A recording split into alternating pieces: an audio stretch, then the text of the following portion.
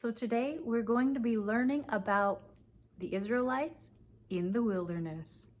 I'm going to give you a lesson on Deuteronomy 8 verses 1 and 2.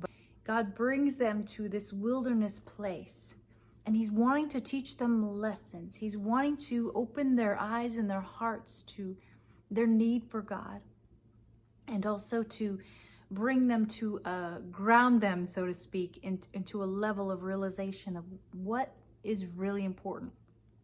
Okay, so I'm going to read it to you out of the ESV version, verse 1 and 2, Deuteronomy 8.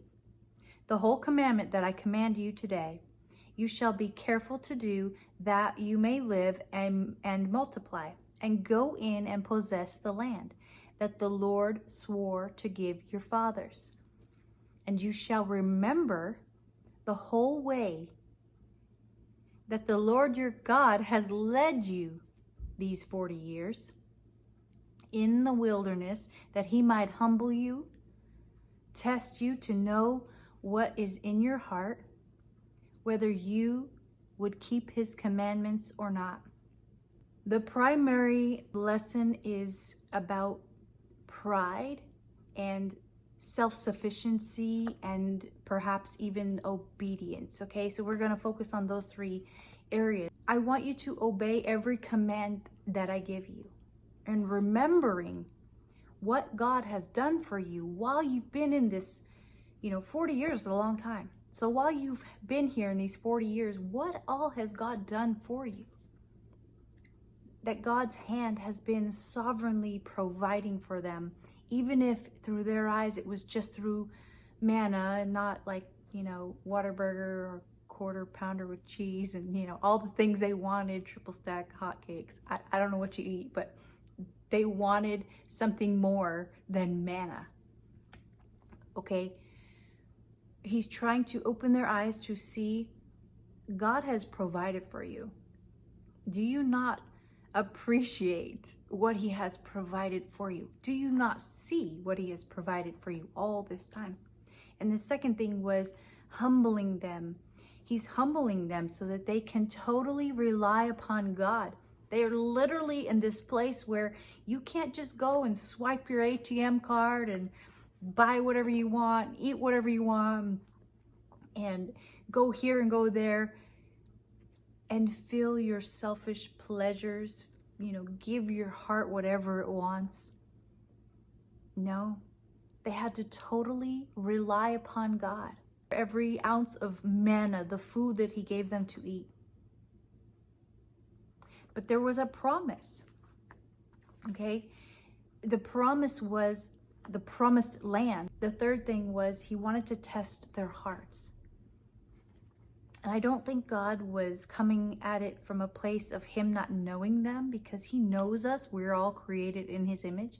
He knows our desires, our thinking, any deceptions we might have, any, excuses we might give. He knows what's really in us. Okay, but I think he was doing it more so to help them to see the pride that they had, or to help them to see that they were so self-sufficient that they didn't really appreciate or see the need for God.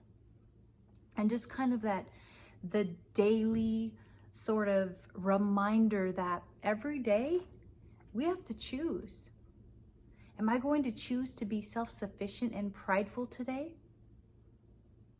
Or am I going to choose to obey God? Am I going to choose to rely totally upon him, knowing that every drop of water, every ounce of manna, all comes from him. My daily bread comes from him. It's this ongoing, continual process. And the big picture of why. Because in the Western world, we can get so comfy, right? We have more than we need. And when God blesses you, or you've attained some sort of social status, so to speak, it may seem like you don't need him, or that you're not craving, you're not thirsting, you're not appreciative. It can seem that way, and oftentimes it is, because we start to get our eyes shifted onto ourselves and like, I went to work, I earned that money, I did all the things, me, right? And so we forget that God brought us here. He took us all the way through every season you're in. And for the Israelites, it did take 40 years. But I do believe that it was strategic. That if God had not taught them these lessons, during the 40 years, how would they ever be able to see him in a different light? It's the same for you. It's the same for you. How can you see God and his powerful beauty and his steady character if you don't go through some hard things, if you don't go through some barren lands and things that seem like you'll never get out of them, right? But the reality is that we in the Western world, we have so much more than we really need. We are considered the wealthiest people of the world. And yet you can go to a third world country and where people have literally nothing. They have to walk miles to get fresh water every day. And sometimes that water's not even fresh. And you can see the joy that these people have. It's just an eye-opener. I think that it's kind of like that for God. He's trying to show us every day. You have to choose every day to rely upon me, to need me, to obey me again today, to surrender to me, and to do what I command you to do. Every day we have to choose. And it's not always easy, but there is a peace that comes from within when you obey God and when you rely upon him. You know what it is? It's like, remember when you were a kid, and if you were raised in a family that, had all the bills paid, had all the food on the table, you had your school clothes and your school supplies, and you didn't need anything. And it's like that. God takes care of his kids. He's not a deadbeat dad. He will provide for you.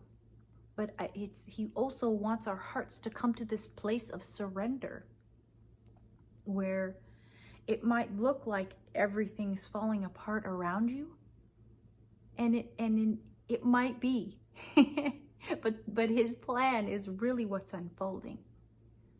And the reality is this: he said, I will never leave you, I'll never forsake you, and he knows the plans he has for you. He knew the plans he had for Israel. He still knows the plans he has for Israel. He will not fail. He is the same yesterday, today, and forever. God can be trusted. His character is unwavering. Unwavering. He is the solid rock. There's really no competition. No earthly parents, no best friend that you've had your whole life, no husband or wife that you've been married to forever. Nothing compares to God's character. So you get to choose today. Are you going to disobey God, grumble, be prideful, be arrogant, be self-sufficient? Or are you going to follow his commands, rely solely and 100% on God, obeying him and appreciating him and laying down your pride? We have to choose every single day. Maybe you're watching this video today, you don't know Jesus. You've never encountered him. It is a personal relationship to know Jesus Christ. He wants to know you personally. But he is such a gentle spirit that he wants you to invite him. You have to say in your heart that you're tired of living the way you're living, that you are tired of following whatever this world has to offer, knowing that it's empty, it doesn't provide any abundance for your soul or refresh you in any way.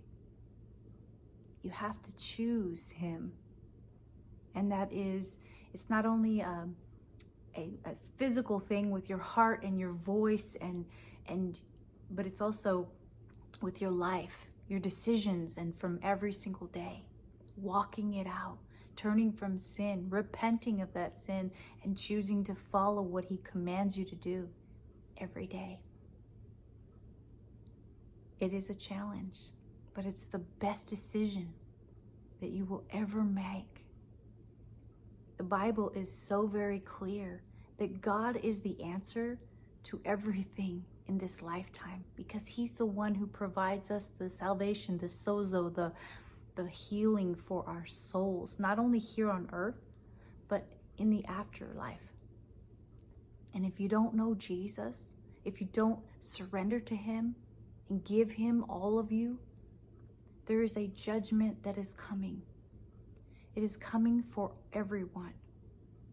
And if you do not have Jesus Christ as your Lord and Savior, you will have to try to pay the penalty for your own sin.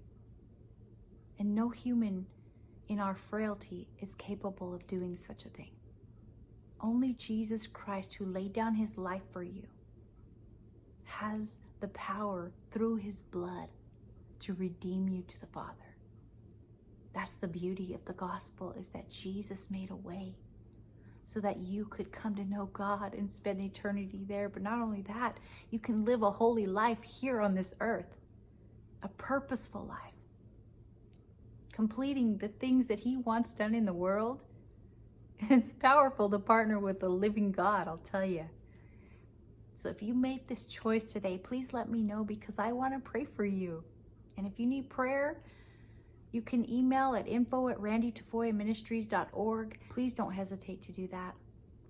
And I want to say thank you to those who always watch these videos. Thank you for your support and your prayers and your contributions. You guys are, I'm so grateful for you and so thankful, and you are a big part of this ministry, so thank you. Come and follow me on YouTube, TikTok, Instagram, and Facebook. See you next time.